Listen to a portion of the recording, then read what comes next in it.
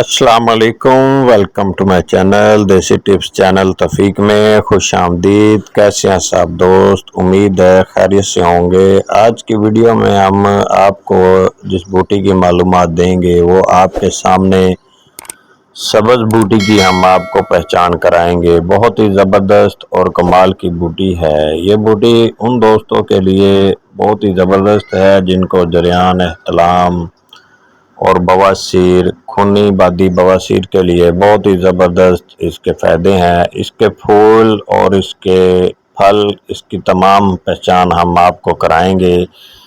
یہ اس کے پھول پیلے رنگ کے ہوتے ہیں جیسے گلاب کی پتیاں، اس طرح کے اس کے پھول ہوتے ہیں اور اس کے پتے چوڑے ہوتے ہیں اور اس کا قد ایک آدمی کے قد سے بھی زیادہ ہو جاتا ہے اور اس کے پتوں کا بھی استعمال کیا جاتا ہے اور اس کی شاخوں کا بھی استعمال کیا جاتا ہے۔ اس کے پتے، جڑ، شاخیں، مکمل بوٹا اکھاڑ کر اس کا نمک نکالا جائے تو نمک اس کا گردہ کی پتھری کے لیے بہت ہی مفید ہے اور بواسیر ختم کرتا ہے۔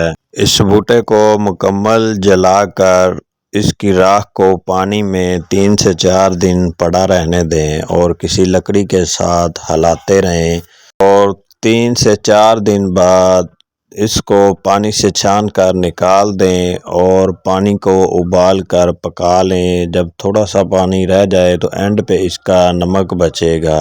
وہ نمک بہت ہی مفید اور فائدہ مند نمک ہوتا ہے اور اس کے پھل کے اندر باریک باریک کالے دانے ہوتے ہیں اور اس کے دانے جریان احتلام کے لیے بہت ہی مفید ہیں۔